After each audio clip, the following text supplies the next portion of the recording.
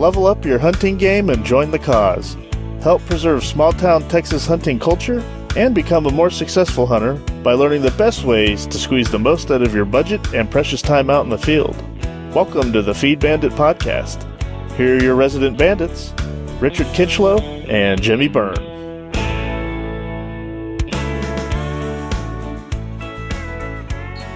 Well, ladies and gentlemen, the 2021 lack of Bandit Podcast continue. Again, we apologize. It's been one of those years.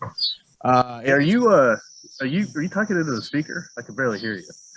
Yeah, you hear me? You kind of. Okay. Well, maybe it'll be better on the recording. Oh, really? Now you sound better. Yeah, nice. All right. Well, I'm actually holding the microphone. Hear the cicadas is probably not a good thing. Oh, there they are. There they are. Okay, so let's maybe start over here. All right, Bandit Podcast. Yeah. So here we go. Yeah, or lack thereof. So again, ladies and gentlemen, all the faithful listeners out there, we apologize. It's just, man, it's been one of those years. But hey, guess what? It is hunting season. We are back in the swing of things for the most part. And we are here to talk a little dove hunting or lack thereof for a majority of the state. So that's a little disappointing. Yeah. So how loud are the cicadas? Do I need to mute? I mean, they're pretty apparent. I know, I'm right by the tree. All right, let's. I guess I'll set you off. So you wanted to do a little review of opening weekend about how y'all did, what you heard, some lessons learned, etc. Oh yeah, God yes. All right.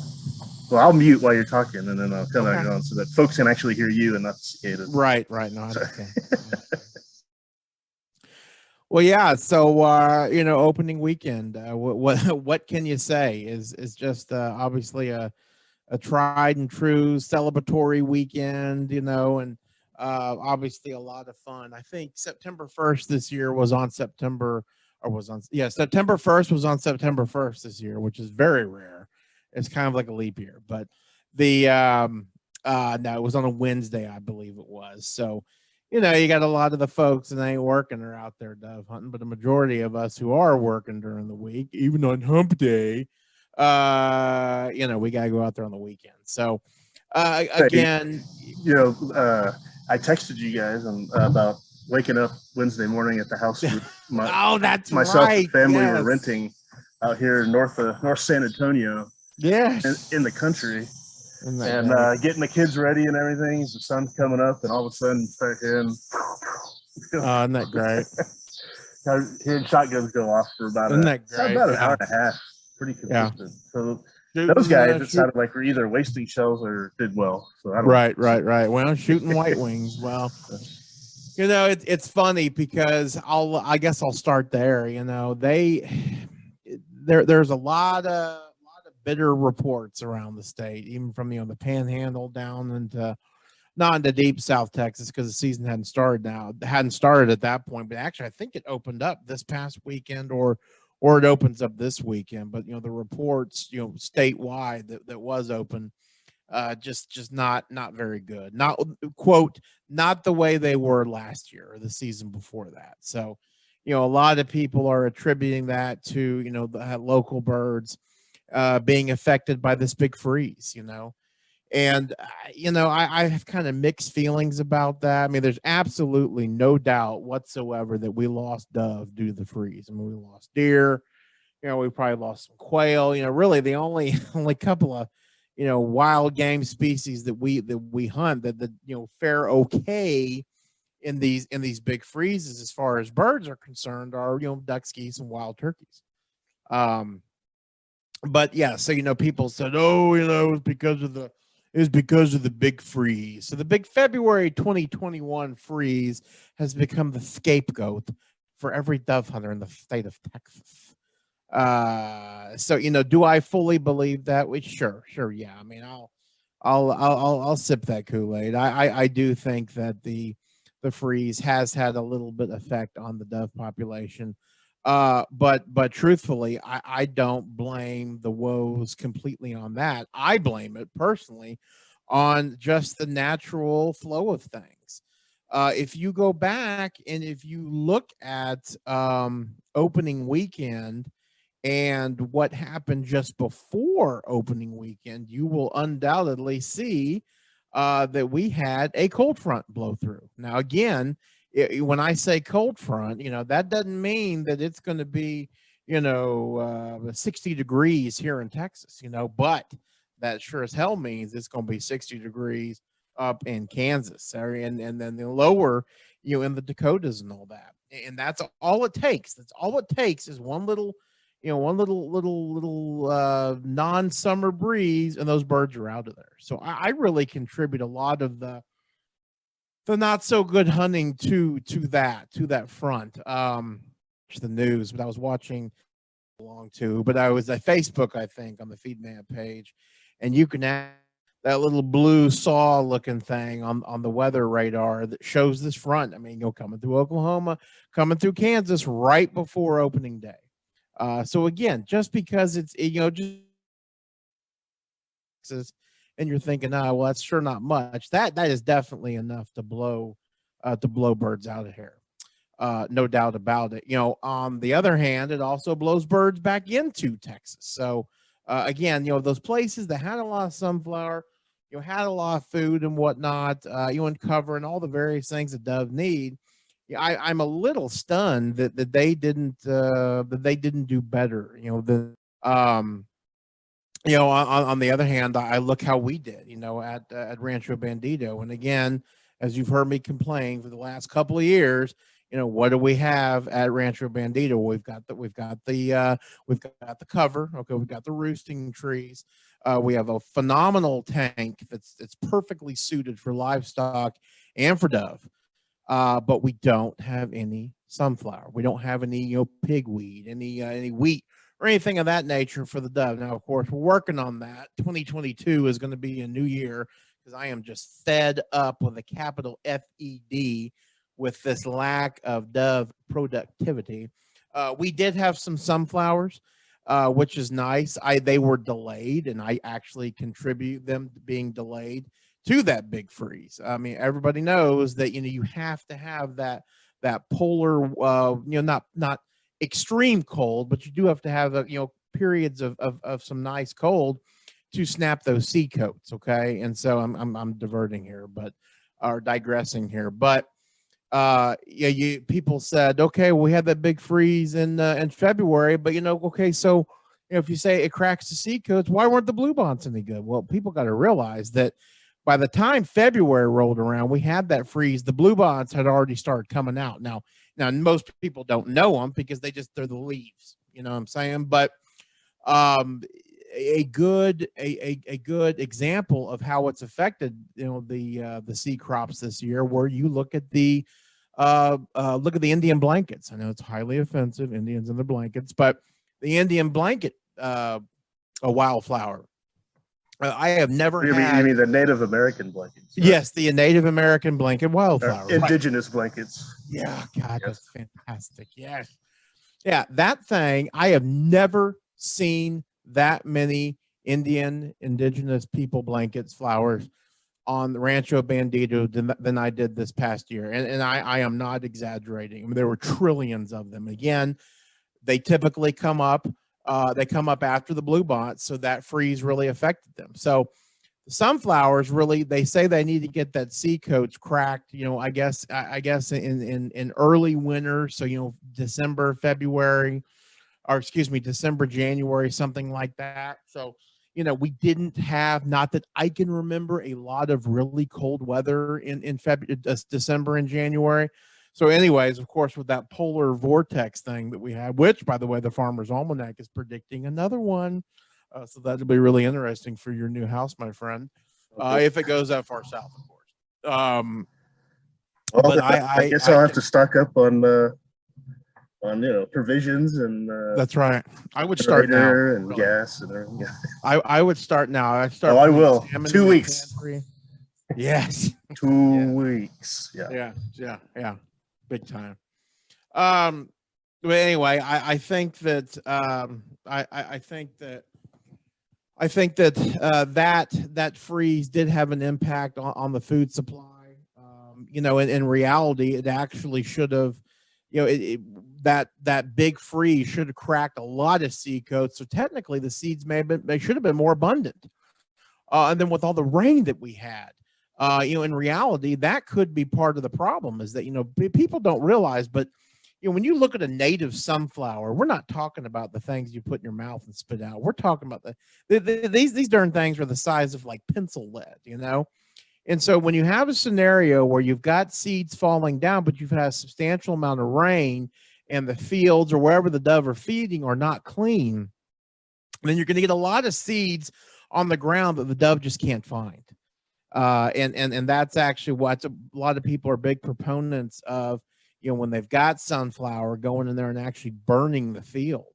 And so you have a nice clean ground, and that may be something we actually try. But so anyway, that I completely and totally went off topic, but I do believe that we have. When would you burn the sun? When would you burn? Well, so what you do is that you by burning your sunflower patch or your Milo patch or whatever you're doing, you're killing all the weeds. And so you're killing all the weeds, and so you've got nothing but bare dirt, and that's how those birds can find those seeds. And it's extraordinarily effective. I mean, people do it all the time. Also, a lot of people will put cows in there because the cows only with sunflower, because they will destroy sorghum, Milo. But the cows will get in between it and eat the grass down so the birds can find it, and they'll kind of knock the seeds out of there. So, but to kind of recap, I do think the freeze had an impact on the season, but I really do think that it's just the natural migration of birds. And I'll tell you, opening weekend, I had a bunch of teal. We were leaving that Sunday, which I think is just so fitting. I'm heading out. It's not teal season anyway, or wasn't back for me. And you can see those blue wings, as we've talked about a trillion times before. The blue wing teal is the first duck to get up in like North Dakota, wherever it is, and that's because they have the longest way to go. Most blue wing teal actually end up going to Colombia and Mexico, all those places down south. Which to me, if you're south of Mexico, everything is Mexico. So,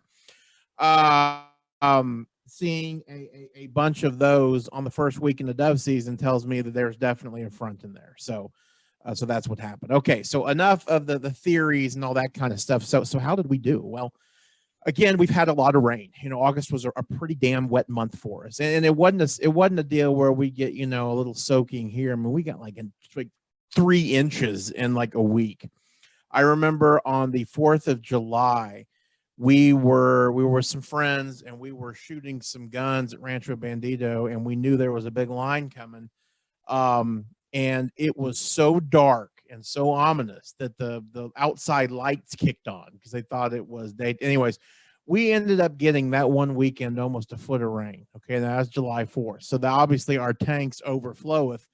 So when it came to our only attractant really in the area, I was thinking, well, gosh, our little frac tank, again, it's a great dove spot, but will it be effective, And obviously with kids and soccer and school and work and everything, I didn't have the ample time to go there and sit and drink a lot of beer and scout for dove, which is typically what we do. It's highly effective and a lot of fun. And typically end up forgetting the scouting report, but that's just kind of part of it, So the more beer drink, the more doves seen. Oh, absolutely, yeah.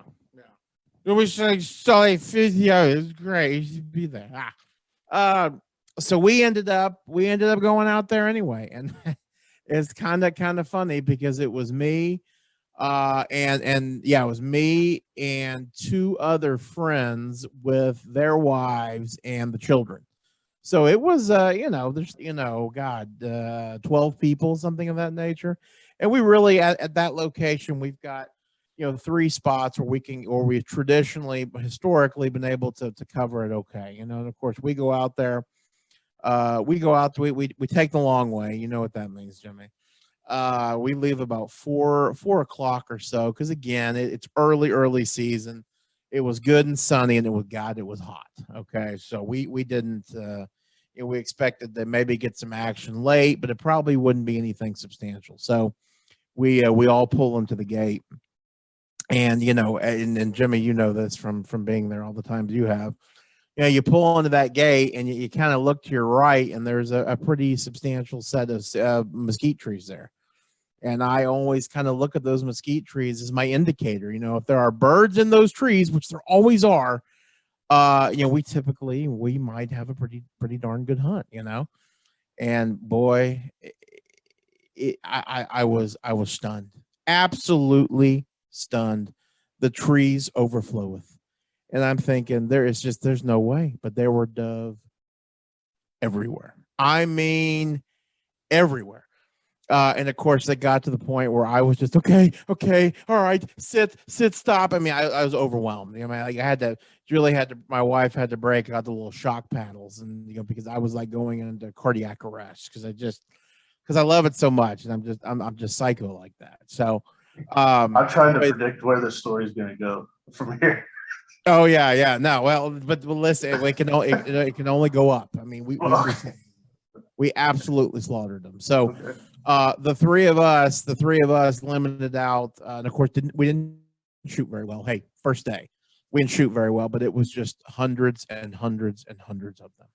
And definitely some locals in there. You could definitely tell some younger birds, but when we went to cleaning those dove, that night, however we end up getting 6 limits, because that's a piece of the story.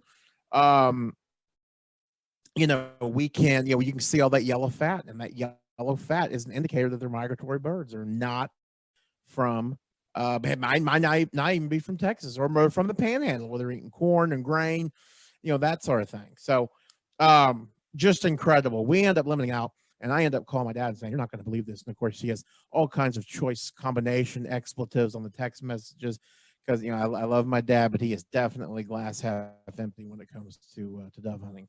And what was funny about it is that him and another buddy of mine went out and scouted that very tank. Okay, this was Saturday night, mind you. They went out and scouted that very tank on Thursday, and they didn't see anything. And I said, "Okay, well, how long were you there?" And he said, "We got there like at 6:45. I go, "And how long did you stay?" "Oh, I don't know, like I don't know, 10, 15, 10, 55 minutes, something like that." I'm like, "Okay, all right, really, dude?" So I didn't take that scouting report very seriously. But anyways, him and 2 of his good buddies show up. Now, mind you, this is at 6:45. They show up, and all of them limit. And we left them flying. It was absolutely amazing. And again, I'm pretty sure, at least listening to everybody I've talked to and heard about on the internet and whatnot, I think we had the best dove hunt in the entire state of Texas. So, now since that, it's been a couple of weeks now, or I guess 2 weekends. I have not been there, but my father has been, and it has not been very good. So, but I ask him, "What's your definition is not very good?" "Well, I got like 6. Okay, well, dude, really?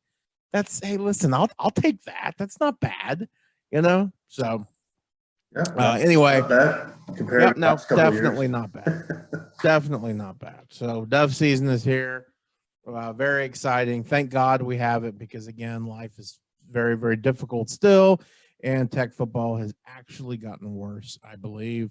And boy, so we need something to try to soothe us here. What's tech football? Yeah, exactly. And the Polytechnical School, high school here in Dallas. Okay. Yeah. I heard they have a good ball club. Yeah, they do. Very good. Very good. Well, cool. So anyway, that is really it. So it's been good. Now I will tell you, I've also gone wanted to hunt north of Dallas, or south of Dallas, wherever it may be, where you can really see the city. I only end up shooting about 3 or 4, but because it was such a big area to eat, and then on their way back, they stop at water and go roost in the city, which, white wings and then the collar doves or Eurasian doves are your stereotypical city birds now. They love morning dove typically. They like the city too, but they're more country-ish, if you will. Well, that's it, my friend. That's what I got. That's the story. Morning glory. All right. Well, we hope everyone listening had a similar success at least one day this week or a couple weekends ago, whatever. Yes. Uh, Yes. Let us know how y'all did. Shoot us a message. Howdy at Please. feedbandit.com. We'd love to hear about it. I'd love to hear ongoing how hunts go and whatnot. I hope I get out at some point. We'll see. I'm in a weird place of purgatory right now, so I don't know when I'm going to be free, but we'll see. But no, it's good to hear. Think about next year. Yeah. Well, hopefully. But no, yeah, I mean, that's good. That's good to hear. What else? Anything else you want to talk to the folks about? That's I mean, early teal seasons. It's I only think, and the bag limit was 3, which is funny because I always used to complain, oh my god, I can't believe it's 3 because the time's up to 6. Teal or not, again, the smallest species of duck, the blue wing, the green wing, and the cinnamon teal, which I've killed all been able to harvest yet. Pretty looking bird, but the teal are by far the most plentiful of the ducks, from what I've heard. They're nowhere near as reliant on the prairie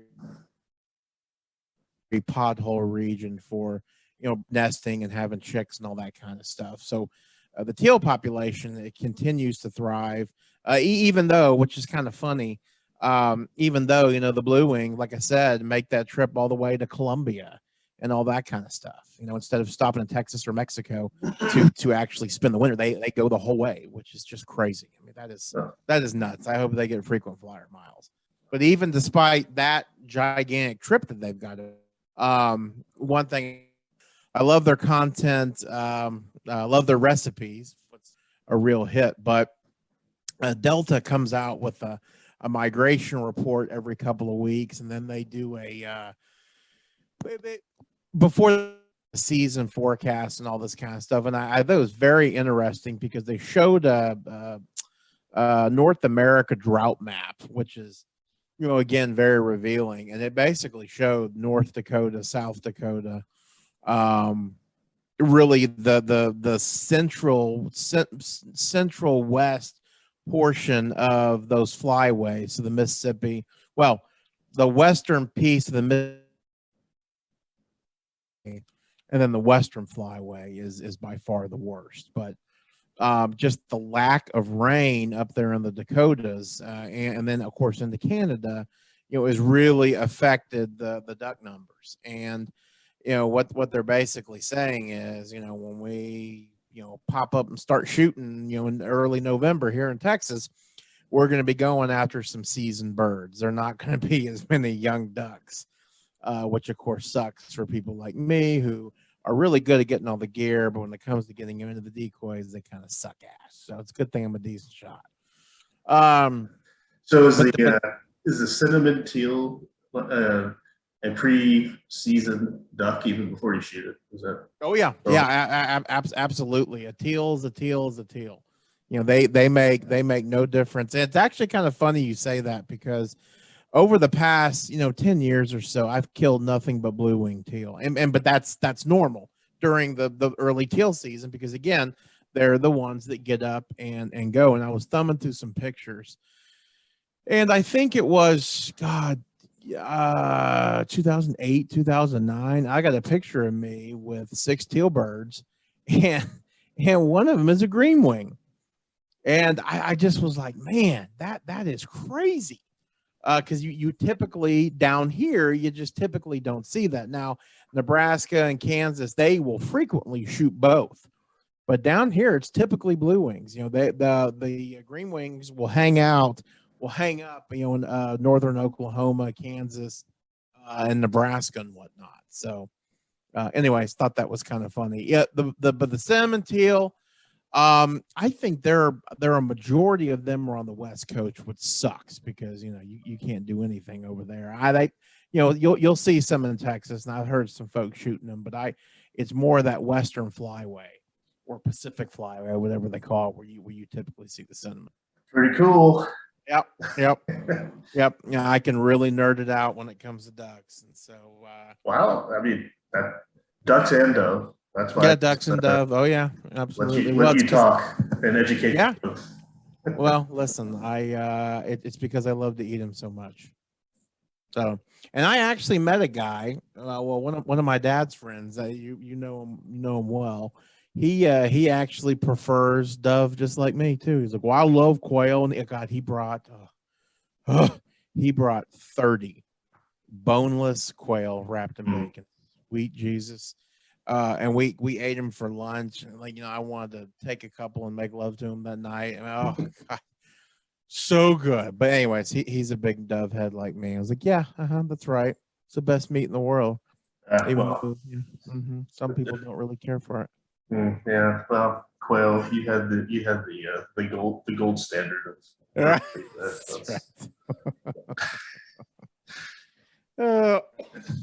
right. Well. Yeah.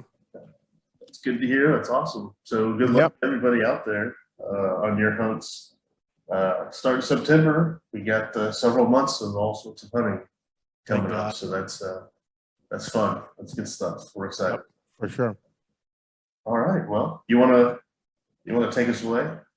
Absolutely. Yeah. Again, folks, a lot of you guys are going out there and getting your feeders filled up. I've been really delighted to see a number of folks, especially our fellow Texans, that are not stopping at those big box stores. Okay, they're stopping at the local feed stores. They're getting corn, because really they're finding out that that the corn at these big box stores, whether it be a gas station box store or one where you can buy literally everything, ends up not being the best quality corn. And okay, it may save you $1 or $2, but when you're buying 10 or 15 bags, what's a $20 bill, in reality. So you're getting better quality, and you're bringing the money back to these feed stores, where that's where the whole hunting industry really started. So been delighted to see that. I've heard about weevils with some of these big box stores in the corn. If you don't know what a corn weevil is, they're a little bug that basically eats the heart out of the corn. And it's funny.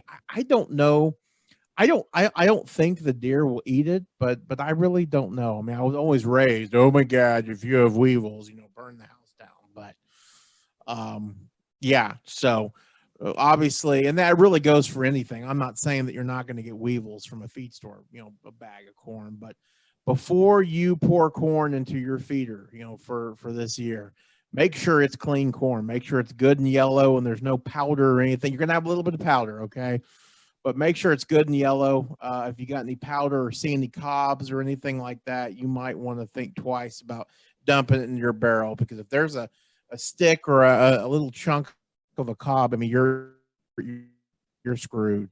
And then that's the biggest thing that always gets a lot of hunters, I'd imagine. They'll dove hunt the opening weekend and maybe another weekend in September, getting those feeders filled up. If they're bow hunters, they'll show in. You got Saturday morning, Sunday morning, Saturday night, and their feeder spins, but nothing comes out. Why? Because they got feed stores, folks. Get some good corn, and regardless of where you buy it from, make sure it doesn't have any cobs or crap in it or anything like that. So that is your Feed Bandit Weekly Tip of the Week. The more you know. Yes. All right, folks. Thanks for joining us on this episode. We'll catch you on the next one. Support your local feed store. Thanks for listening to the Feed Bandit Podcast. If you like what we discuss on the show, be sure to sign up to our email list to get even more killer hunting ideas, tips, tricks, and exclusive deals on innovative hunting gear and services delivered straight to your inbox. Sign up over at feedbandit.com or simply by texting the word bandit to 33777. See you on the next one, and remember, support your local feed store.